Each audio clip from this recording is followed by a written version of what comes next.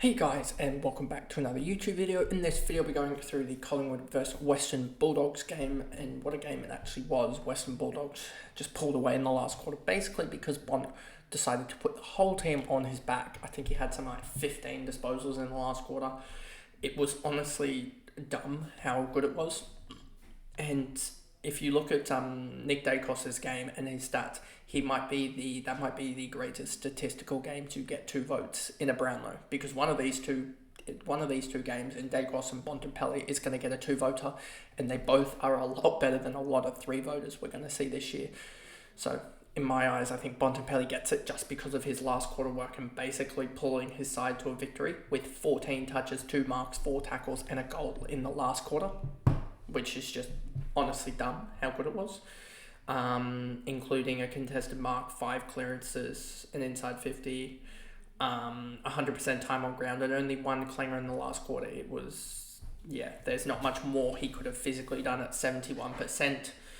6 contested possessions, a goal assist as well, mark inside 50, 5 clearances, 2 centre clearances, 4 tackles, as we said, a tackle inside 50.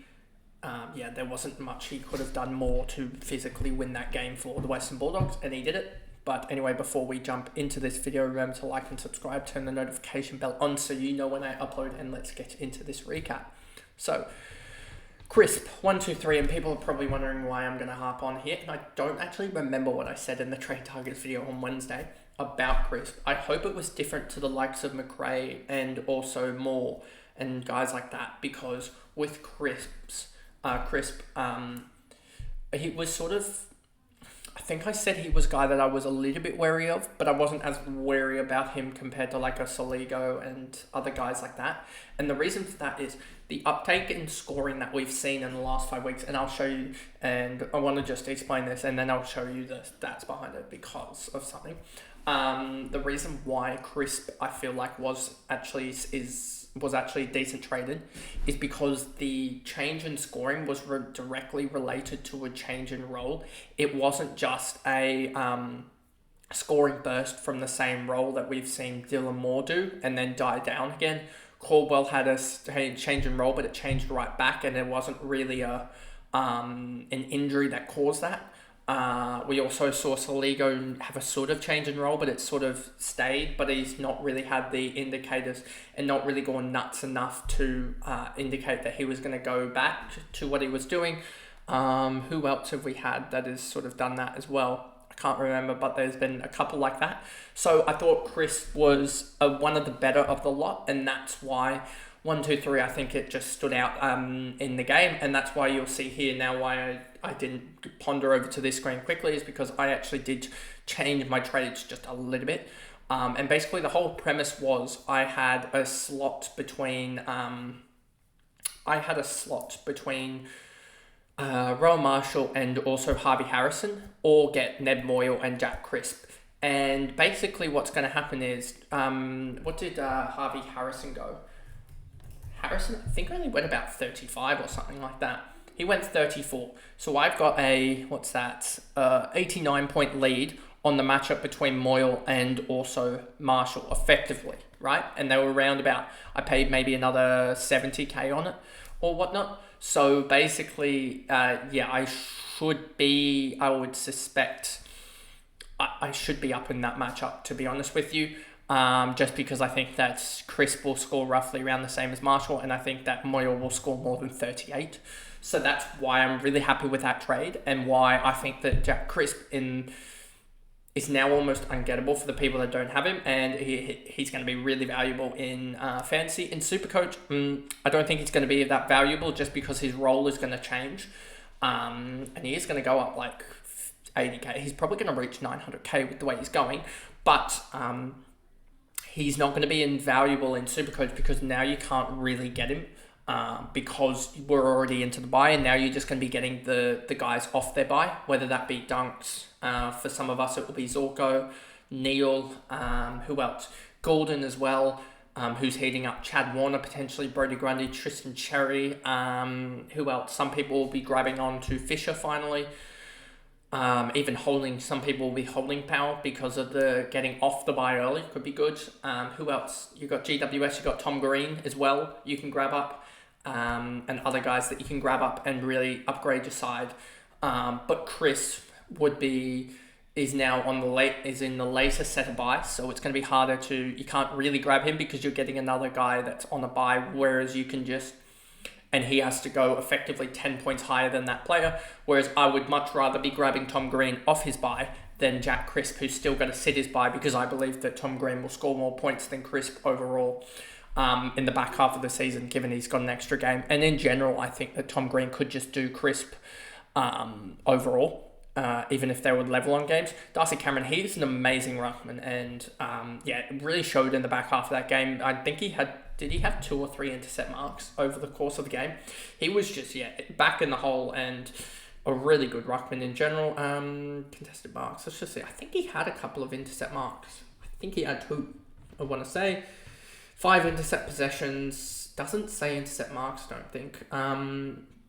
I don't think it says intercept mark. So I'll go on to my AFL.com. This might be a longer recap as we are doing this one, as it just has to be out in another 35 minutes. So we got time. We go to intercept possessions. Where's the intercept marks? Let's manage stats. Let's get an intercept marked on here. Marks, intercept marks. There we go. Confirm. I swear we have more than one. He had 3, He's just a really good intercept marking player, especially for a ruckman, and he had a really good game. And look at this for Nick Dacos, a 32.2. And apparently I think one of the guys on Twitter said he had a 23 rating in the first half. And he's not even going to get 3 votes, in my opinion. I think these 3 will be the 3 that gets votes. I think it'll be 3 Bond, 2 Dacos, 1 Treloar. But man, it's just going to be so weird to see Nick Dacos, who had a pretty good game outside of that last real quarter. He had the second half as well. He just had a 41. I thought they really got on top of him. I thought Bontempelli going to him really quelled his influence. I think just a more physical body than some of the other guys that were on him, like a Gallagher, really did. It stopped him just a little bit, and that was just enough that if you could quell Dacos, they were most likely winning the clearance. And I think that's what happened in the second half with Bont and English, I think, getting a lot of clearances. Side bottom, 89. Maynard, 89. Josh Dacos, 85. Schultz had a really good game for a small forward. I think he ended up kicking 3, was it? Or was it only 2? 1, 2, 3. He kicked 3 goals, 2, I want to say. And he was a pretty good game for him. Bro McCrib tackled anything under the sun. I think he ended up with 14 tackles. It was just watching it, and I think he's going to be a big proponent of the new not holding the ball rule, but just the stricter interpretation of the time that they have, because he generally gets a lot of tackles, and giving the guy less time to get rid of the ball should enable him to get another tackle or 2. Lipinski, Dean had a really good game for a 73. I just wonder if there is potential for him to just be out in the next couple of weeks, just because a guy, he's like the next guy out or something. Noble, Hill, Bytel, 56. Doesn't really impact him. And he was a midfielder anyway. Sullivan, a 52. I think he had a 50-odd in Supercoach as well. Let me just double check that. So he was pretty average, but again, it's not the end of the world with him. What did he have in Supercoach? He had a 61 in Supercoach, so that's not even that bad. A 60. So I have a 50 and a 60, and then like a 90 in Supercoach is my worst scores so far. Moore, Markov, Frampton, Quaynor, McRae, Harrison just could not get involved to save himself. He ended up with a, where is it here? A 34-42 split. I didn't have him in Fancy, but I did have him in Supercoach, so a 42 split isn't the greatest, but anyway, we move. Bontempelli, 159, and just look at this last quarter. He had a 65 last quarter. What in the world was going? He wasn't even tracking that badly. He was tracking towards probably like a 120 or 125, something like that. And he's just going, I'm just going to take the game by the scruff of the neck and single-handedly win it. Bailey Dale, 123. I think he had a 132 in Supercoach. And he was just so active in the first quarter just by getting, I think it was on about 60 at quarter time in Supercoach, just from kick outs in general, sorry. And so he was on about 60 just because he was just pinging someone 50 metres away from the kick out, and that was just an effective disposal that was getting about 5 or 6 points every time. English, 116. I think he had about a 120 odd, 131 in Supercoach. So that's a damning one. If hopefully Moyle can go large, else it's gonna be hard to get English again. As so there are basically three choices for me in Supercoach with Ruckman. It's basically four. It's all four of, do I go with someone off the buy-in, Cherry or Grundy, or do I go with an English or a Marshall, just because they may outscore them. But then also I'm getting an extra game out of out of Cherry and Grundy over English and Marshall. Trelaw, I thought he was pretty big on the night as well. 28, 38, 15, 33. Only the third quarter did he really not do anything. If he did something in the third, he would have ended up with a 130. McRae, 97, kicked 2 goals early and luckily got to a 97. So he's not really... He was just popping out on the wing a lot, I think, was it in the last quarter or in the second last quarter? I swear in the last quarter he popped out for like 2 marks on the wing or something, even though it says it 1 here. But yeah, in the second as well, popped out for a couple marks, so he did all right. Gallagher in 82, I didn't think he'd get up there, but I guess just being around the ball, he generally got up to score some points. Sanders in 82 as well, just shows his scoring power. I think he had something like 12 tackles, 11 tackles, 12 tackles, and 2 marks as well. So he was pretty good, especially after a pretty dumb first quarter that he had, to go back 27, 26, 30. Garcia, 76, Sam Darcy, going to be rubbed out. So I'm sort of glad that I don't have him now. I probably would have traded him this week. But I'm sort of glad with the trades that I did in the end too. He's probably hitting around his break even, I think, in Supercoach. But I'm not too disappointed with that. Fraser, 65, he was pretty big. I think he ended up with a 67 in Supercoach, so he didn't go that much above. 66 in Supercoach, 65 in Fantasy. That's sort of what he does every single week. Has about 15 touches and a couple marks. Yeah, he had 16 touches, 7 marks. Just another Fraser game, and that sort of seems the role that he's going to play. Williams, Jones, Durea, Lobb, O'Donnell, McNeil, Ugle-Hagan, West, Daniel. Daniel's going to be so cheap. It's going to be ridiculous how cheap Daniel is. 49 he was on, and that was a 55 in Supercoach. So yeah, he's going to be super, super cheap. And will be interesting next year to see if he's still at the Dogs or not, because if he isn't at the Dogs, he could be a massive one to grab onto. Keith, Bramble, Vandermeer, and then Harms subbed out. Both of these two with a hamstring injury, I believe, or a lower leg injury.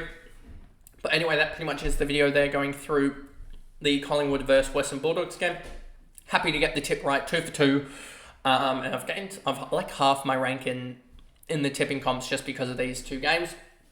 So yeah, I'm really surprised that more didn't go for the Western Bulldogs, given how decimated Collingwood were. But yeah, Western Bulldogs, Bontempelli just single-handedly pretty much won the game for them. But anyway, that is the video, and I'll see you guys back for tomorrow. For the Saturday games, I think there's only 3 today. I think 1, 2, 3. Yeah, 3 today and 2 tomorrow. So yeah, we should be pretty much caught up. And it will be Monday 1, we have 2, and then Tuesday we'll have the 1. Do we even have a Thursday game, or do I need to sort of next week, or do I need to sort of pan it out? I need to just double check that. But anyway, I'll get back. I'll sort of streamline my videos depending on if there is a Thursday game or not. Let me just double check. Yeah, there is. That's the last Thursday game. Yeah, last Thursday game. So then we start going into the Friday game. So things will probably start to be spaced out a little bit more. But anyway, that is the video, and I'll see you guys in the next one. Bye, guys.